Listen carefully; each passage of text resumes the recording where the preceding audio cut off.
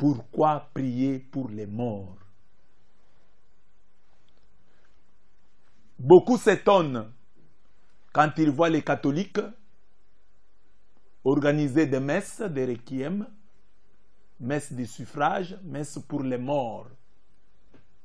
Ils sont convaincus que ce n'est pas biblique. Les non-catholiques disent que ce n'est pas biblique. Ils vont plus loin. Non, vous êtes en train d'encourager les mauvais. Une manière de leur dire, continuez à pécher. Quand vous mourrez, on priera pour vous. Loin de là, mes bien-aimés, il y a des arguments bibliques qui nous permettent de prier pour les morts. J'en ai regroupé ici 7 qui vont nous aider à notre méditation du jour. Premier argument. Pourquoi nous les catholiques, nous prions pour les morts? Pourquoi les catholiques prient pour les morts? Réponse numéro 1. Parce que ceux qui meurent en Christ ne sont pas morts. Les catholiques prient pour les morts justement parce qu'ils ne sont pas morts. Parce que morts dans le Christ, ils ne le sont pas. C'est ce que dit la Bible. Jean 11, 25, 26. Écoutez, c'est la Bible. Jésus lui dit, je suis la résurrection et la vie. Celui qui croit en moi vivra. Quand même, il serait mort. Et quiconque vit et croit en moi ne mourra jamais. Quand même, il serait mort. Alors là, les gens peuvent dire, oui, c'est au futur.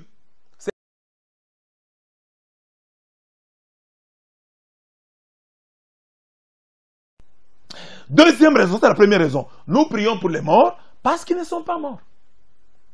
Parce qu'ils sont vivants. Parce qu'ils dorment. D'après les Écritures. Et notre prière pour eux est peut-être une prière d'action de grâce. Nous disons merci à Dieu. Pour ceux qui sont déjà au ciel, merci. Nous disons merci. Pour ceux qui sont chez Dieu. Mais puisque nous savons que la miséricorde de Dieu n'a pas de limite, et que la Bible, je vous donne un verset, parce que elle n'a pas prévu ça, mais je vous le donne quand même, pour que vous soyez affermis dans votre foi.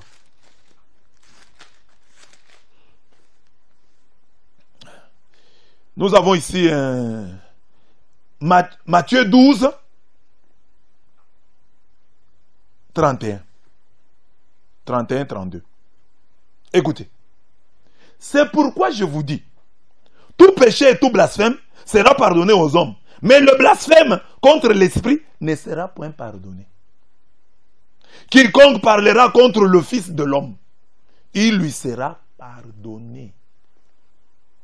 Mais quiconque parlera contre le Saint-Esprit, il ne lui sera pardonné ni dans ce siècle, ni dans le siècle à venir.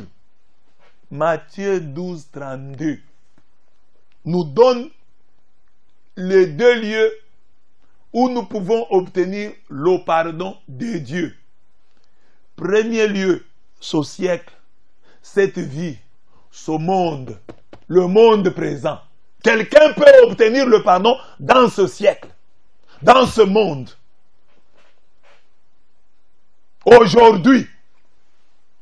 Mais le texte insinue qu'il y a un autre pardon qui peut être reçu dans le siècle à venir, dans le monde à venir, après la mort, après cette vie. C'est là un des textes qui nous pousse à croire à la doctrine catholique du purgatoire. J'y reviendrai un autre jour. Mais déjà, ce fait nous montre qu'il y a un pardon post-mortem. Un pardon que quelqu'un peut obtenir après. Parce que Jésus dit, celui qui pêche contre le Saint-Esprit ne peut être pardonné ni dans cette vie, ni dans l'autre. Alors, si, en disant ça, il dit, il affirme qu'il y a un pardon qui sera obtenu ici. Et un autre, si vous n'avez pas obtenu un pardon ici, vous pouvez l'obtenir de l'autre côté. Vous pouvez l'obtenir de l'autre côté.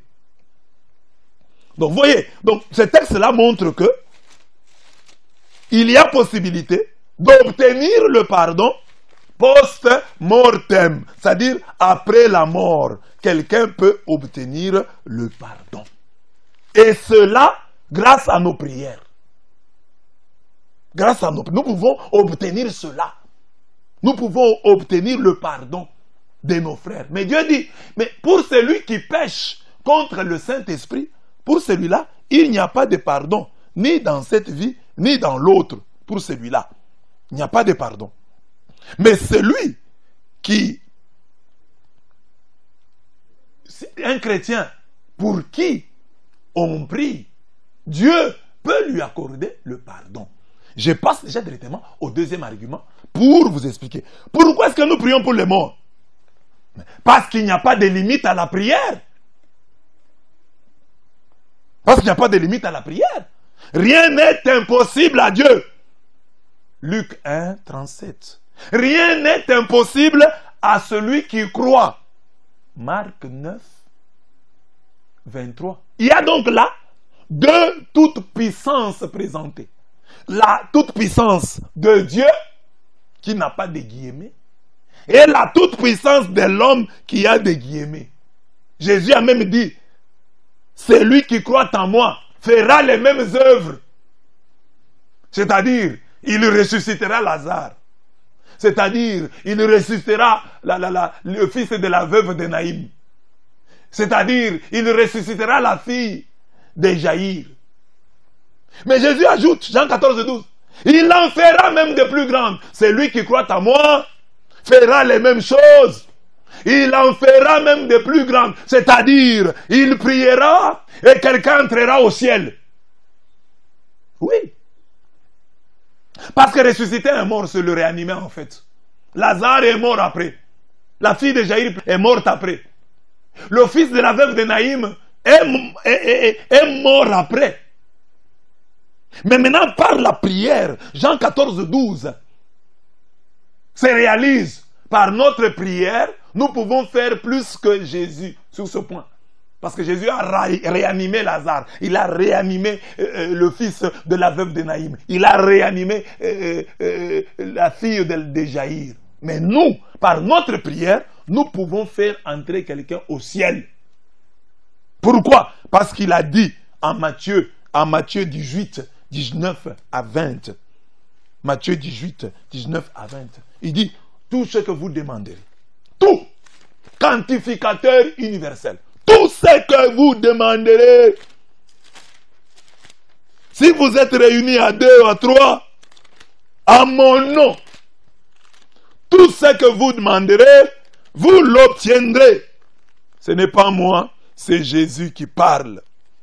Alors faisons confiance à Jésus. Que dit Jésus?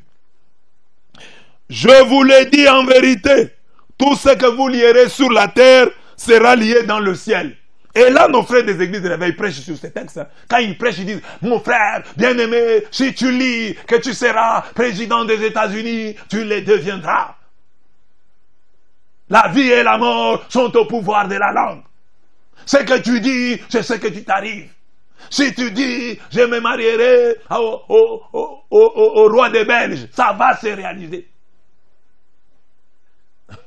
Ça, c'est ce qu'ils disent. Mais quand on arrive sur les morts, ils disent, non, non, là pour les morts, non, ça ne va pas aller. Mais quand ils prêchent sur ce texte, ils disent, le chrétien, la vie et la mort sont au pouvoir de la langue. Bien, chers frères et sœurs, vous venez de voir, et comme je vous l'ai toujours dit, que même si vous avez quitté une église et que vous n'êtes pas d'accord avec ce qui était prêché dans cette église, prenez quand même la peine de toujours continuer à écouter les hommes de Dieu qui prêchent dans ce genre d'église. Moi, j'étais catholique, mais quand j'écoute les prêtres catholiques, je les écoute avec vraiment une très grande attention. Parce que tout simplement, quelque chose de bon peut venir de ces hommes-là. Voyez-vous, ce prêtre catholique qui vient de faire des démonstrations, oh là là, est-ce que vous pensiez qu'un prêtre catholique pouvait faire ce genre de démonstration? Mais vous venez de voir, hein? J'espère que vous l'avez écouté avec les oreilles des fils de Dieu.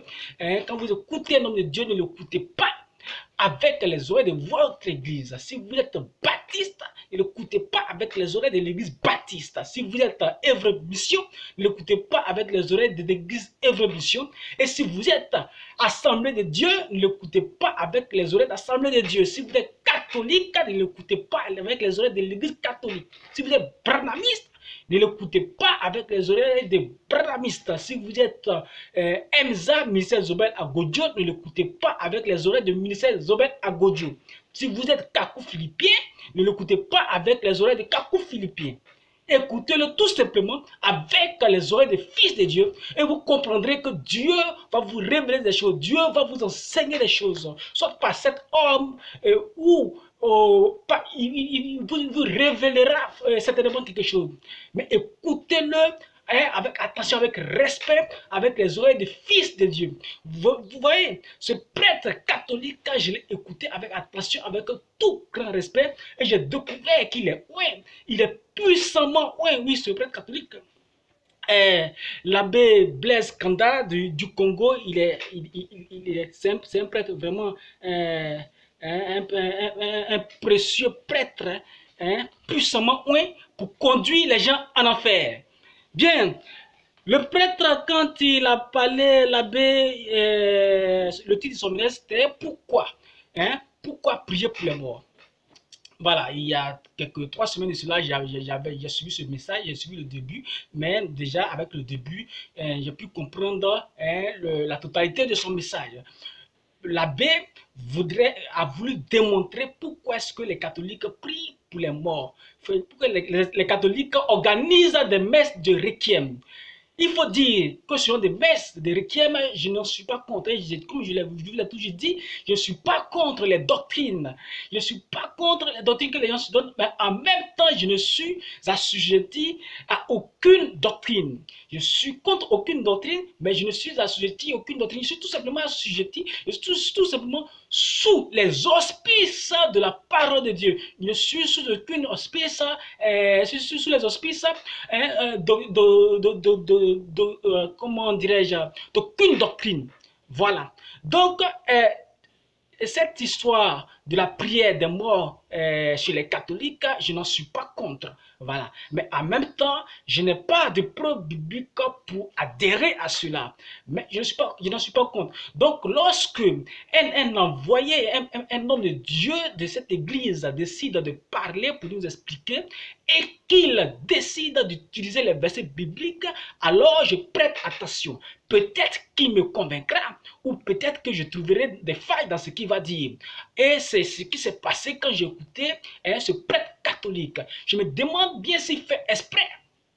S'il fait exprès. Ou alors qu'il ne sait pas que la mort dont les versets bibliques, la vie dont les versets bibliques qu'il a cités parle est différente de la vie que nous connaissons. C'est différent de la mort que nous connaissons. Voilà. Il est dit que les morts en Christ, dans les versets, la plupart des passages qu'il a choisis, il est dit que les morts en Christ ne sont pas morts. Les morts en Christ ne sont pas morts. Et qui sont vivants, dans certains passages, qui sont endormis, ils dorment. Et l'abbé prend ça au sens propre. Je me demande s'il fait exprès ou alors qu'il ne sait pas qu'il y a une différence entre ce sommeil dont parlent ces versets bibliques et le sommeil que nous connaissons, le sommeil dont nous profitons quand nous sommes au lit. Est-ce que c'est le même sommeil? Est-ce que c'est le même sommeil et la vie dont il est question là? Est-ce que c'est la vie ici dont il est question lorsque nous avons le souffle de vie? Il y a une différence. Les morts en Christ ne sont pas morts. Vous voyez, dans cette phrase que je viens de donner, il y a le mot mort est répété 2 fois. Mais ce même mot n'a pas la même signification dans cette même phrase. Les morts en Christ ne sont pas morts. Le premier mot est mis pour les morts physiques, pour la mort physique. Ne sont pas morts. Ce deuxième mot est mis pour la mort spirituelle. Alors, les morts en Christ physiquement ne sont pas morts spirituellement. On va lire quelques passages bibliques pour essayer d'attirer l'attention de notre très cher abbé, puissant prêtre catholique. Commençons par Éphésiens chapitre 1, verset 2. Voilà. Je lis ici la version Éphésiens chapitre 2, pardon. Éphésiens chapitre 2 à partir du verset 1. Voilà, je lis ici la version Gédéon. Ma Bible, normalement, c'est Louis II, mais j'ai un frère qui a bougé avec ça, hein, il y a quelques instants de cela. Donc, je prends sa Bible. Lui, sa Bible, c'est version Gédéon. Voilà. Donc, nous sommes dans le Nouveau Testament, ici. Éphésiens chapitre 2, verset 1 à 2. Quant à vous, vous étiez morts à cause de vos fautes et de vos péchés que vous pratiquiez autrefois à la façon de vivre de ce monde, conformément aux princes de la puissance de l'air, de l'esprit qui est actuellement à l'œuvre parmi les hommes rebelles. Donc, le verset dit, le premier verset, quant à vous qui étiez morts à cause des péchés. Donc, la mort ici, la mort spirituelle ici, c'est un état de péché. Et la vie spirituelle, c'est un état de perfection. Alors, quand on n'a pas encore croisé Christ, quand on n'a pas encore expérimenté Christ, on est considéré comme mort par nos offenses, par ce que nous faisons, par toutes les atrocités que nous commettons, par notre refus de nous convertir. Cela nous met dans une situation de mort. Nous sommes considérés comme morts. Mais nous avons le souffle de vie. Cette mort dont on parle là, c'est la mort spirituelle. Ce n'est pas la mort physique. Mais le Père catholique dit ici que les morts ne sont pas morts et il prend ces versets bibliques-là au même sens que ce qu'on a l'habitude de voir dans la réalité. Dans la réalité, quand on parle de mort, c'est la mort physique. Donc, si on reproche aux catholiques d'organiser des messes de requiem pour des morts, il s'agit des morts physiques. Pourquoi vous priez pour les morts physiques? Vous dites que vous priez pour les morts physiques parce qu'ils ne sont pas morts. Alors, je suppose que vous ne savez pas la différence entre ces deux types de morts, mort physique et mort spirituelle. Maintenant, si vous ne savez pas ces deux types de morts et que vous démontrez par des passages bibliques que vous priez pour les morts parce qu'ils ne sont pas morts et qu'ils sont endormis, il faudrait aussi profiter de cette même Bible-là pour nous montrer des passages qui montrent qu'il faut prier pour des gens qui sont endormis. Ainsi, avant de faire notre sieste, par exemple à 14 h, tout à l'heure à 14 h, je vais certainement dormir. Je vais aller maintenant même avant midi dans une église catholique à proximité d'ici pour demander une messe de requiem pour moi, pour qu'on puisse prier pour moi pendant que je serai en train de faire ma sieste. Donc là-bas, vous voyez bien que la mort et le sommeil dont il est question dans ces passages-là est différent de la mort physique et du sommeil que nous connaissons. Donc tous ces passages que vous avez cités, ça n'a rien à voir. Voilà, tout simplement ça n'a rien à voir. La mort, c'est ceux qui n'ont pas encore croisé Christ, ceux qui vivent dans le péché, ils sont considérés comme morts. Lorsque tu crois Christ, tu nais en Christ. C'est une nouvelle naissance. C'est une résurrection. Et ceux-là, qui étaient autrefois morts physiquement et spirituellement, ils deviennent des êtres vivants. C'est-à-dire que parmi les vivants, ceux qui ont le souffle de vie, il y a des morts. De la même manière que parmi les morts, physiquement, il y a des vivants. Parmi les vivants physiquement, qui sont les morts? Les morts, c'est ceux qui sont encore dans le péché. Qui sont les vivants? C'est ceux qui sont renés, ceux qui ont connu la nouvelle naissance, ceux qui ont croisé Christ, ceux qui ont essayé de marcher avec Christ. Eux, ils sont considérés comme des vivants spirituels.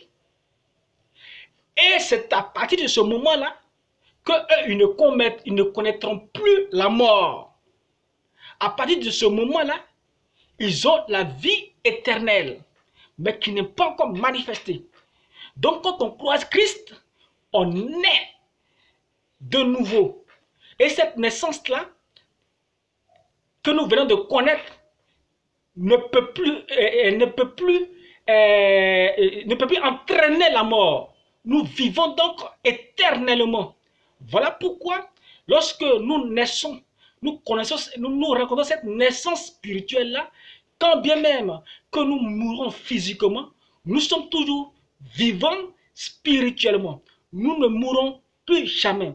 C'est dans ce contexte-là qu'il a été dit que les morts en Christ, bien précisé, les morts en Christ ne sont pas morts. Mais il y a des morts qui sont réellement morts. Des morts qui, lorsqu'ils vivaient physiquement, avec le souffle de vie, ils n'ont pas expérimenté Christ. Donc, ils étaient toujours morts spirituellement. Donc, ces morts spirituellement qui étaient vivants physiquement, lorsqu'ils meurent physiquement, ils sont des morts qui sont morts. Donc, parmi les morts, il y a des morts qui sont morts. Parmi les morts, il y a des morts qui sont vivants. De la même manière que parmi les vivants, il y a des vivants qui sont morts et des vivants qui sont vivants. Donc, c'est de cela qu'il est question. Maintenant, si vous devez organiser des messes de requiem,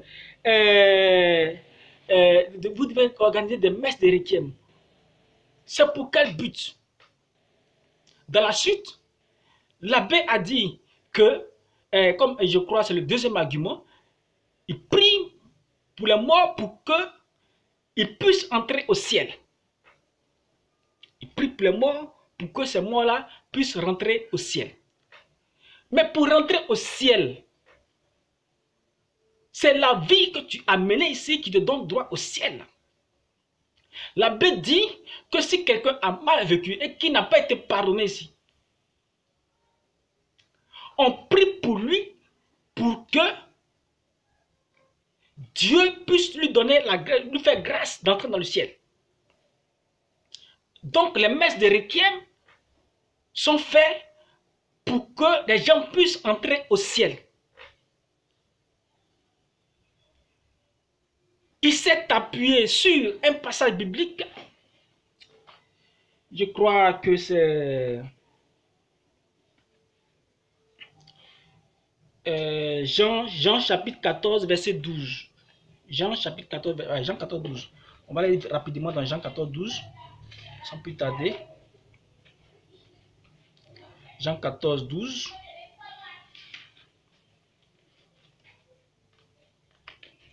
On va comprendre.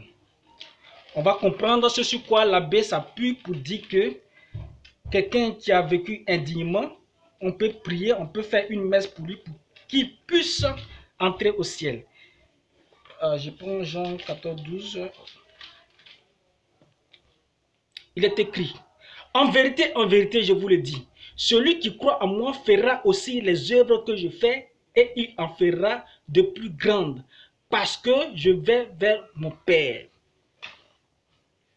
Donc Jésus dit que celui qui croit en lui fera les œuvres que lui il a faites. Et il fera même plus grand que ce que lui il a fait. Car il va au Père. Cela a été précisé. Mais quelqu'un qui te dit que ce que moi j'ai fait, et toi tu pourras le faire, si tu crois en moi, la condition c'est que tu crois en lui avant de pouvoir faire les choses qu'il a faites. Et que tu puisses faire les choses plus grandes que ce que lui a fait. Mais quand quelqu'un te dit cela, ça veut dire que qu'il ne lui est pas, car lui il n'est pas impossible de faire ces choses-là qu'il n'a pas pu faire. Les choses plus grandes dont on parle, tu feras les choses que j'ai faites et les choses plus grandes. Mais les choses plus grandes, ce n'est pas parce que Jésus ne pouvait pas faire cela qu'il ne l'a pas fait. Mais parce que le temps n'était pas encore venu. Ce n'est pas parce qu'il ne pouvait pas le faire, ce n'est pas parce qu'il n'avait pas la possibilité de le faire. Ce n'est pas parce qu'il n'a pas le pouvoir de le faire. Mais c'est parce que le temps n'était pas encore venu. Et ces choses qu'il n'a pas pu faire là, ce sont des choses qui ne sont pas contraires à sa parole. Voilà pourquoi il dit que nous, on pourra le faire. Mais pour que tu puisses faire ces choses-là, tu dois croire en lui. Ça veut dire que lui, il est plus puissant que toi. Ça veut dire la puissance même qui va te permettre de faire ces choses plus grandes que lui n'a pas faites. Ça vient de lui. Donc s'il n'a pas fait ça, ce n'est pas parce qu'il n'avait pas la puissance de le faire, mais c'est parce qu'il n'était pas encore temps. Alors il dit, il va au Père. Voilà pourquoi il nous laisse cela. On va continuer à faire ce qu'il a fait. Et puisqu'il n'a pas pu faire tout ce qu'il devait faire, il nous donne la mission, le pouvoir, la capacité de pouvoir continuer à le faire. Mais ces choses que nous allons faire, au-delà de ce que lui a fait, ne sont en aucun cas en contradiction avec sa parole. Est-ce que la parole a dit que tu peux vivre indignement et puis entrer au ciel? La parole a dit qu'il faut croire au Seigneur Jésus-Christ et que tu auras la vie. Et l'abbé dit, compris qu'ils font des organismes de mettre des requêtes, ils considèrent que le fait de prier pour que quelqu'un puisse avoir la vie éternelle, ils considèrent que ça comme un acte que le Seigneur Jésus-Christ n'a pas fait. Parce qu'il a pour le cas de Lazare, il dit la résurrection de Lazare, c'est tout simplement la réanimation de son corps. Et que pour entrer au ciel, ce miracle de faire entrer quelqu'un au ciel, de donner la vie éternelle à quelqu'un, Jésus n'a pas fait. Et c'est ce que l'abbé considère comme la chose plus grande. Mais le Seigneur Jésus-Christ a fait rentrer des gens, a donné la vie éternelle aux gens quand il était sur la terre. On va lire un peu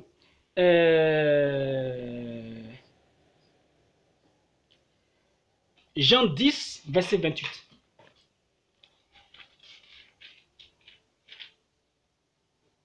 Jean 10, verset 28.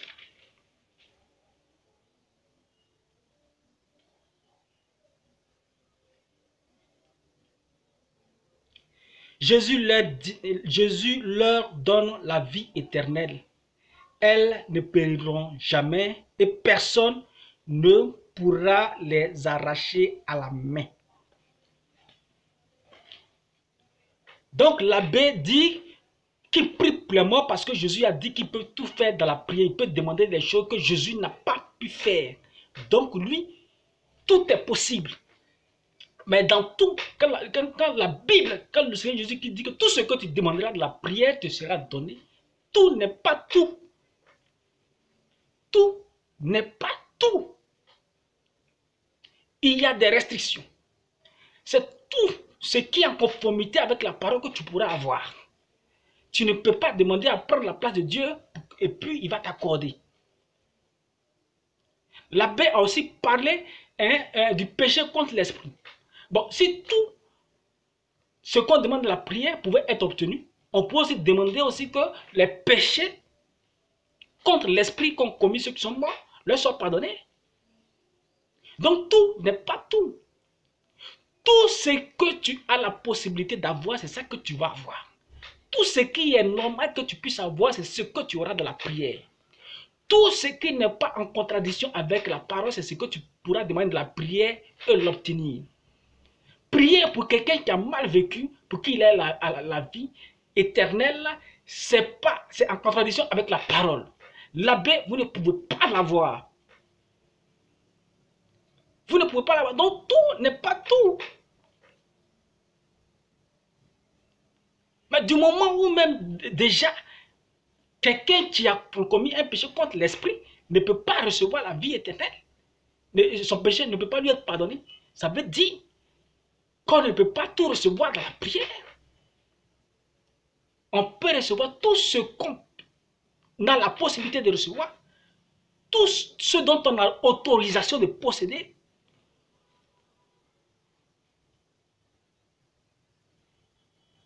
Donc les messes de requiem, vous avez tenté de nous expliquer, mais vous n'avez pas pu. Parce que les versets que vous avez utilisés ne le justifient pas.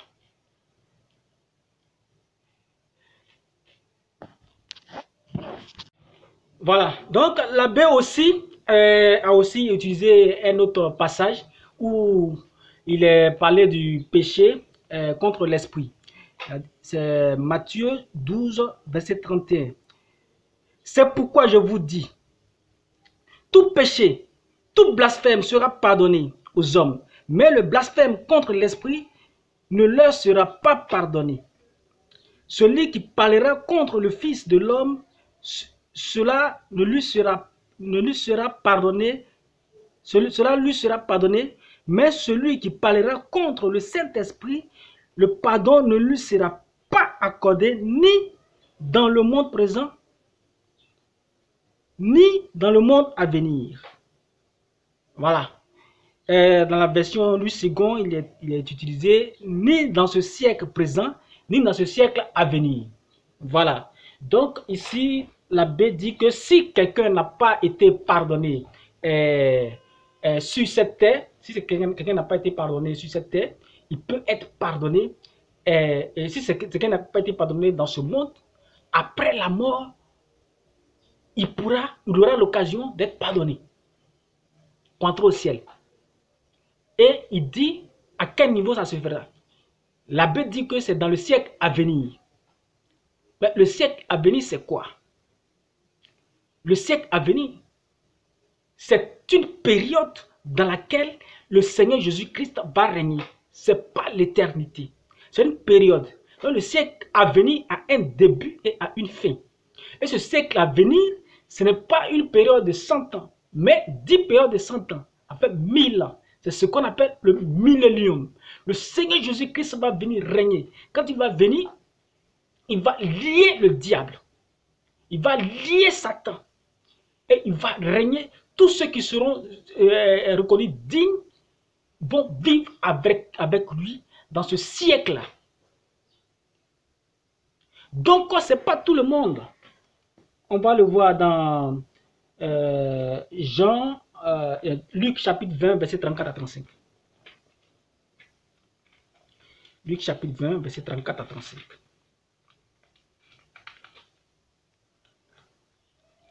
On verra si c'est tout le monde qui aura accès au siècle à venir. Verset 34 à 35. Luc chapitre 20, verset 34 à 35. Okay. Jésus leur répondit, les hommes et les femmes de ce monde se marient, mais celles et ceux qui seront jugés dignes de prendre part au siècle à venir. Au siècle à venir et à la résurrection ne se marieront pas. Voilà. Ils ne pourront pas mourir, ils ne pourront non plus mourir, car ils seront semblables aux anges et ils seront enfants de Dieu en tant qu'enfants de la résurrection. Donc ceux qui seront sentis, qui seront reconnus dignes, ça veut dire que sur la terre ici, un homme qui vit dans ce monde, dans ce siècle, qui ne s'est pas fait pardonner, qui n'a pas été converti, qui n'a pas reconnu Jésus comme sauveur, qui n'a pas accepté la parole, qui n'a pas vécu selon la parole, qui ne s'est pas fait pardonner, qui n'a pas pu obtenir le pardon, pendant qu'il a le souffle de vie. Lorsqu'il meurt, il n'aura pas droit au siècle à venir. Le siècle à venir, c'est ceux qui seront reconnus dignes, ceux qui auront vécu dignement face à la parole. C'est ceux-là qui vont prendre part à ce siècle. Et tous ceux qui ne seront pas reconnus dignes, quand ils meurent. Après les 1000 ans, puisqu'au début des 1000 ans, Satan sera lié. Donc il n'aura pas de pouvoir sur ceux qui vont vivre dans le siècle à venir. Ça sera un paradis, ça sera le bonheur, la joie. Il n'aura pas de souffrance. Durant ce siècle, tout le monde sera heureux. Après les 1000 ans, Satan sera délié à nouveau pour un petit temps, un petit bout de temps, pour pouvoir tenter ceux qui ont vécu dans le siècle à venir, ceux qui vivent dans le siècle à venir. Parce que dans le siècle à venir, qu'est-ce qui se passe? Lorsque Satan est lié, les hommes vivent maintenant par libre arbitre. Donc là, ils auront la possibilité de choisir de faire le bien, de continuer à faire du bien, sans l'influence du diable. Dans le jardin d'Éden, c'est le diable qui était venu tenter Ève. Et par ce tact, le péché était rentré. Mais dans le siècle à venir, le diable sera lié. Donc, il ne pourra plus tenter quelqu'un. Donc, si quelqu'un dans le siècle à venir arrive à commettre un acte, ça ne sera plus du fait du diable. Dans le siècle à venir, pendant que Satan est lié. Bien évidemment, dans ce siècle-là, malgré que Satan est lié, ceux qui étaient reconnus dignes, certains vont commettre des actes abominables. Et eux aussi vont connaître la mort. Parce que le Seigneur Jésus-Christ, ce n'est pas le nombre qui l'intéresse, c'est la qualité qui l'intéresse. Donc il parle de tri en tri. Premièrement, dans ce monde où nous vivons, dans ce siècle-là, tu n'es pas reconnu digne, tu es éliminé. Les autres sont qualifiés. Arrivé dans le millénium, Satan est lié. Donc on peut bien vivre sans être tenté par le diable. On verra les femmes comme on voit les hommes. Elles ne pourront pas nous attirer. Mais dans ça, il y a des gens qui vont quand même pécher. Des gens qui ont déjà connu la vérité, qui ont déjà été éclairés, qui vont pécher. Ça, ce péché aussi, c'est aussi le péché contre l'esprit. Le péché contre l'esprit, c'est de commettre un acte abominable alors que tu sais que ce n'est pas bon. De savoir que telle chose n'est pas bonne et tu la commets. Le péché contre l'esprit, c'est aussi l'incrédulité. Quelqu'un t'enseigne la vérité. Le Seigneur Jésus-Christ vient pour révéler la vérité. Il vient pour manifester la divinité. Des gens savent qu'effectivement, c'est le Créateur qui agit en lui. Mais ils ne veulent pas reconnaître cela. C'est un péché contre l'être qui est à l'intérieur de ce corps. Ce n'est pas le péché contre la chair, mais c'est un péché contre l'être qui est à l'intérieur de ce corps. Quand quelqu'un te parle, te révèle la vérité, tu reconnais que c'est la vérité, mais tu refuses de l'accepter. Tu sais intérieurement que c'est la vérité, mais tu refuses de l'accepter. Tu es incrédule. On assiste souvent à cela dans les débats télévisés, des débats bibliques sur les plateaux de télé, où certains hommes de Dieu sont malmenés. Ils savent très bien qu'ils ne sont plus dans la vérité, mais ils vont toujours continuer à régner. On assiste à cela. C'est le péché contre l'esprit. Donc le péché contre l'esprit, c'est quelqu'un qui sait la vérité, qui a découvert la vérité, mais qui refuse de l'accepter. Donc dans ce siècle-là, où nous vivons, si quelqu'un commet un tel acte, ça ne lui sera pas pardonné. Mais il est éliminé.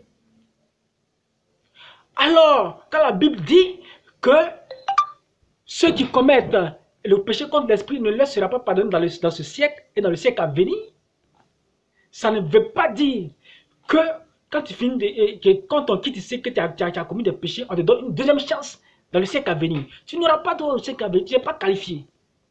Mais là-bas, les mêmes lois s'appliquent à ceux qui auront droit. Donc là-bas aussi, si quelqu'un arrive à pécher contre l'esprit, cela ne lui sera pas pardonné. Et là-bas même, toutes les fautes, tous les péchés de là-bas seront des péchés contre l'esprit. Parce que ce sont des gens qui sont bien éclairés, qui savent la vérité, mais qui agissent contre elle. Quand le Seigneur Jésus-Christ était sur la croix, il a dit, Père, pardonne-leur car ils ne savent pas ce qu'ils font. Alors quand tu ne sais pas ce que tu fais, tu peux être pardonné. Mais quand tu sais ce que tu fais, et que tu fais, mais quand tu sais que telle chose n'est pas bonne, et que tu la commets, tu sais que telle chose est la vérité, et que tu la rejettes, et ça le péché contre l'esprit. Donc dans le siècle à venir, tous ceux qui vont pécher, ils meurent directement.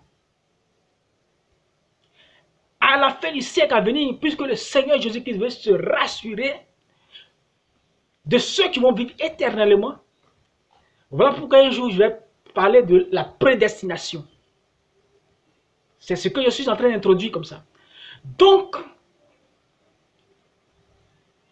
arrivé à un moment, à la fin du millénium, le diable, Satan sera délié pour quelque temps, pour venir tenter encore cela, pour voir s'il n'y a pas eu d'infiltrés. Bien entendu, tous ceux qui vont agir, qui seront tentés, qui auront été séduits par le diable, seront jetés dans le feu. Mais il y aura d'abord un jugement. Quand le diable va venir pour tenter, le Seigneur Jésus qui va descendre pour le grand jugement. C'est en ce moment-là que ceux qui sont dans ce monde-là, qui n'ont pas été reconnus dignes d'avoir part au siècle à venir, vont ressusciter. Tous les morts vont ressusciter pour le grand jugement.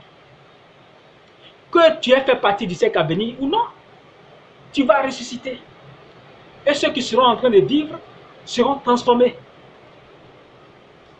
Après le jugement, ceux qui n'ont pas connu cette mort-là, mais qui seront reconnus dignes, leur corps sera transformé, sera changé en un corps glorifié pour la vie éternelle. Donc les actes que nous posons ici, ce sont ces actes-là qui nous donnent accès à la vie éternelle. Ce sont ces actes-là qui nous donnent accès au ciel. Ce n'est pas une messe de requiem. Je vais m'arrêter là.